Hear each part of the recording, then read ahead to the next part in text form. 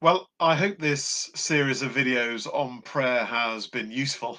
I'm going to be taking a break for, well, I don't know for how long, but I'm going to be taking a break after this evening's video. The kids go back to school and things, so there's quite a bit going on. I'll put a link to the YouTube site where all of the videos, those on the Bible, as well as all of those on prayer, can be found. But before we finished, I thought it would just be useful to say a few more words about the Psalms.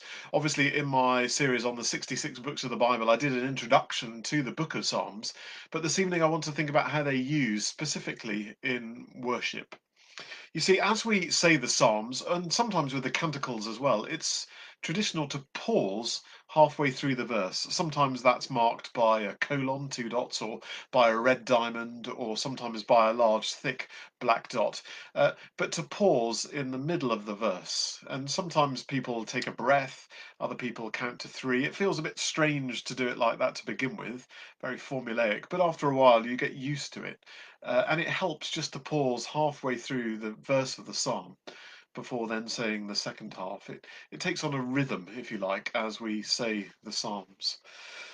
One of the things about the psalms is often the second half of the verse complements the first half, either by repeating, using different words, the theme of the first half of the verse, or by saying the opposite, or by extending what's been said in the first verse. So, for example, if you look at Psalm 4, often what's happening throughout this psalm is that the second half of the verse is saying the same thing as the first half of the verse.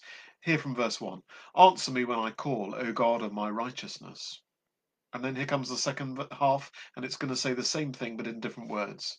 You set me at liberty when I was in trouble. Have mercy on me and hear my prayer. Verse 2: How long will you nobles dishonour my glory? How long will you love vain things and seek after falsehood? Do you see how that's kind of repeating but adding to it as well? And the Psalms are full of examples of how the second half either repeats in different words or adds to the first half. And now and again, you get examples where the first half and the second half are in contradiction to each other. The most famous example of this, perhaps, is verse 10 of Psalm 34. The young lions lack and suffer hunger, but those who seek the Lord shall not lack any good thing. Do you see how the first half and the second half are opposite to one another? And that's why it's good to pause, partly to see what's coming up and to see how the psalmist is extending or opposing or adding to what they're trying to say. But more to the point, really, pausing halfway through the psalm just helps get us into a rhythm and helps remind us that we're not just reading a book, we're actually praying these things, entering into the thoughts and emotions of others, which may not be our own at the time, but may well be where other people find themselves. And so, even if we're not praying those things for ourselves, we are joining in with others, praying their experiences. And of course, over time, we build up a language of prayer. What a gift to be given a language of prayer to express things when our own words fail us and we don't know what to pray. So that's the Psalms. Experiment with them, uh, take them slowly. Maybe you'll find it helpful to pause halfway through. And remember, just have in the back of your head that the second half of the verse may well be adding to or opposing or saying again in a different way what you've read in the first half.